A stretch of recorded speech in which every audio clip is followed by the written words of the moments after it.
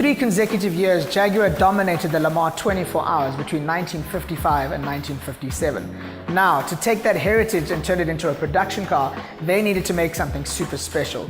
And that car is this, the Jaguar E-Type.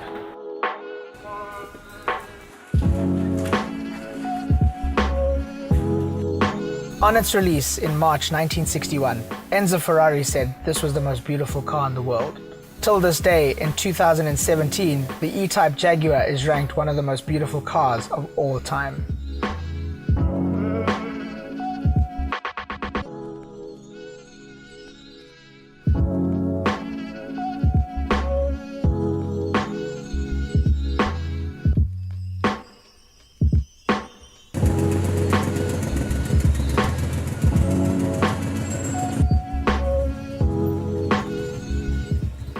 We're driving in what can only be described as an icon.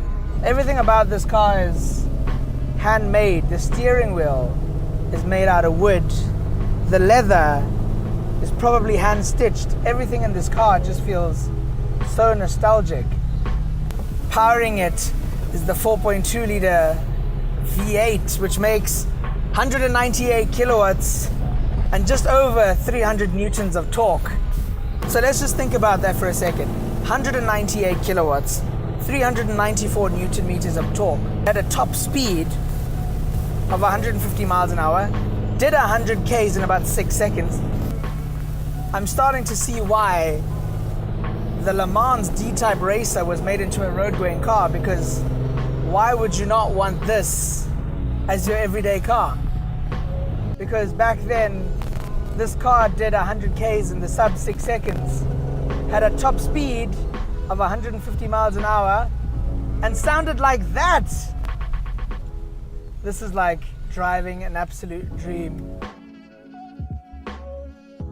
After driving this icon, the legend that kind of set the standard for sports cars going forward, it's hard to imagine how 56 years later it looks this good. Normally when cars are made, as time goes on, they look dated and ugly, but this car's, there's no other word for it, it's classic. So now that it is 2017, how does a car like this get any better?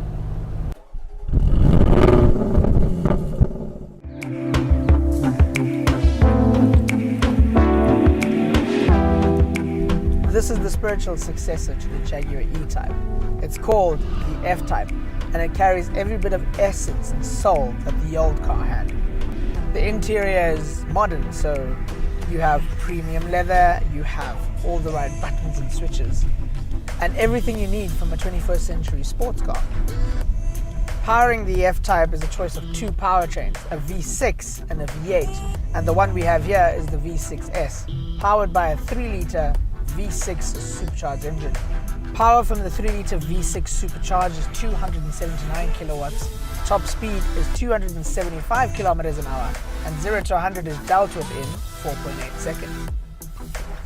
The ride quality is superb, thanks to independent suspension and an all-aluminium chassis and body, which means that, like the E-Type, the engine is bolted to the frame with just the engine cover doing the material piece. Even though the E-Type was 56 years old, in 2017 driving this new F-Type, it feels the same. You get the same sort of DNA, the same feedback, you sit low to the ground, and to me, this is the essential sports car and the only sports car you'll ever need. Power comes through an 8-speed flappy paddle gearbox, which is super sharp, so once you put your foot down in an open space of road, it leaves you with a big grin on your face. Not only from that, but with this button down here. That is the active exhaust. So by flicking it on, putting the gearbox into sport, and putting the hammer down, it's going to make you smile.